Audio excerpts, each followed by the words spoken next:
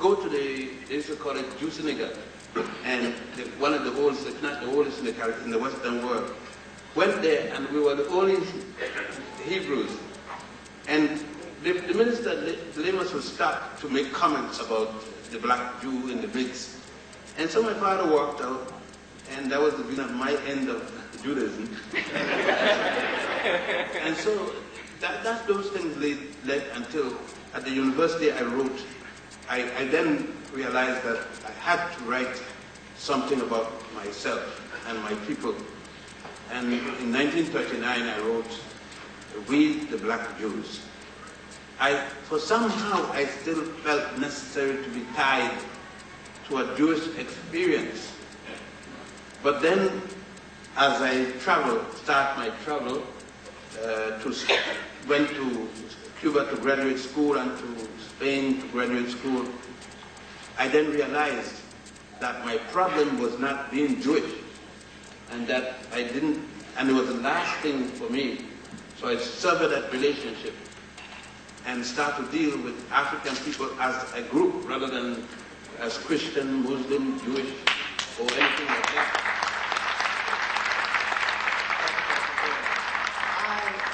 I don't want to monopolize the rest of the time that we have left, because time is rapidly moving on. What I would like to do at this point in time is to ask those of you who have questions to line up behind either one of the two microphones that we have here, and we like to take your questions in an orderly manner, and so that we can try to facilitate as many people as possible. I would like for you to, I know it's difficult, but I would like for you to keep your questions brief, and if you can, ask questions.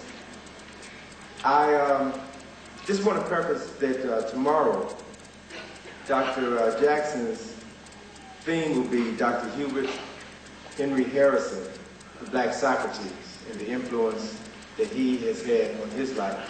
Dr. Clarke will talk about the history of the search for African history and those individuals who were responsible for establishing a legacy that he was able to pick up and pass on to us. So this is truly, in essence, symbolically, a relay race. For those of 100 or so years ago, did the research, documented it, passed it on.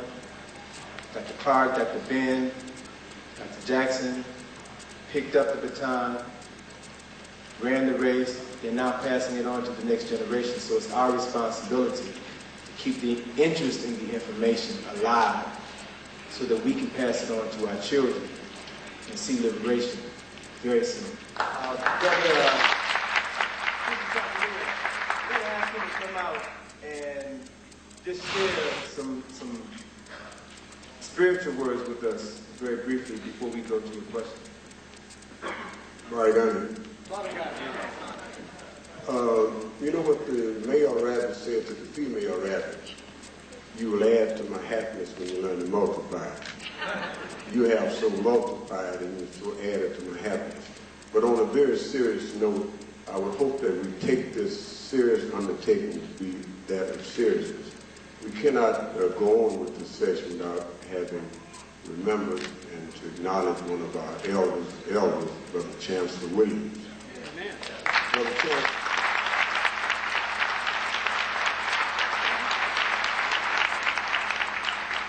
you must acknowledge the spiritual existence of Brother Chancellor Williams. He's still alive. He communicated early on with the elders here, myself and Brother Jim Roberts, that he wants to be here, and he wanted to be, and he might still yet come tomorrow. No high hopes, but at any rate, I would like for us to just not stand, because that would be too Christian, I think, Brother Ben, would it not? No 7-minute stretch, but at any rate, just for about a half minute of silence, and don't bow your head, don't close your eyes, but just look up and think about Brother Chancellor Williams, that he's right here with us.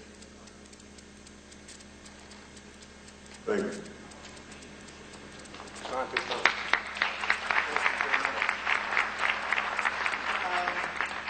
I'd like to begin this mic, and then we'll go over here with the questions. And please direct your questions to a specific individual and try to keep them brief. Brother? Yes, I just want to be very brief.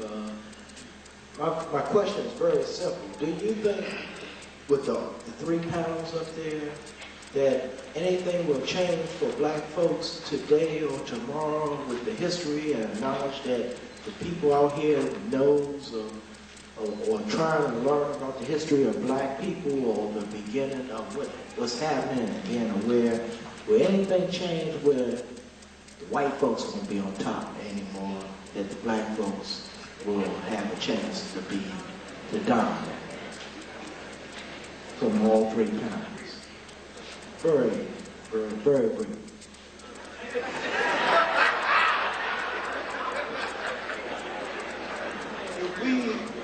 If we did what we supposed to do, if we united African people and stopped all the infighting among ourselves, learn to take care of ourselves, create an economic system by feeding ourselves and housing ourselves and educating ourselves, we wouldn't have to worry about what white people have to do.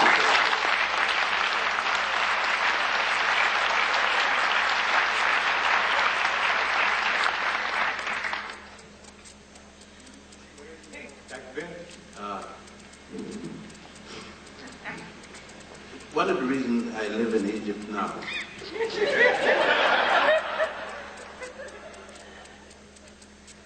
when I was in my father's house, even when I was married, my father told me when I had to come home, and I had the key which was his.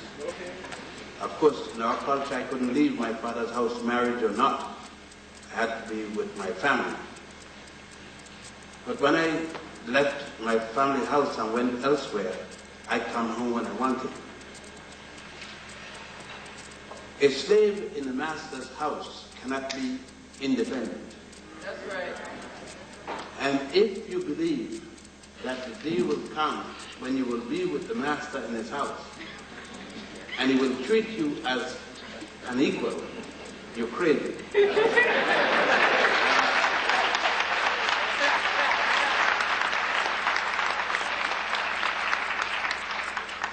You will either have to kill him, or he will kill you. You either have to develop a lateral movement or vertical movement if you have to be with him. Keep him centered on one thing.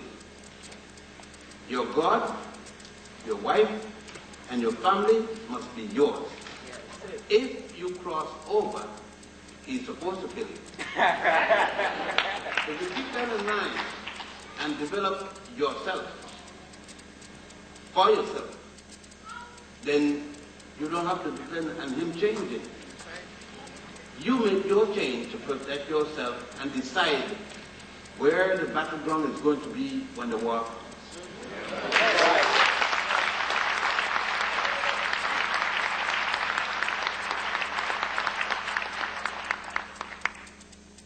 Brother Jackson, would you like to respond? I'd like to say a few words. The only way you can deal with white people is to be able to kill them.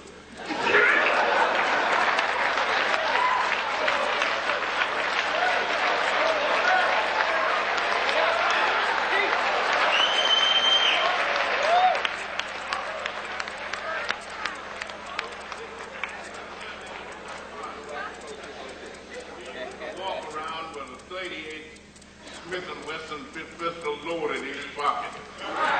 And one day an obstreperous white man insulted him, and he pulled his pistol out and aimed it at his head and said, "Take one more step and I'll blow your brains out." And he didn't have any trouble with white folks after that.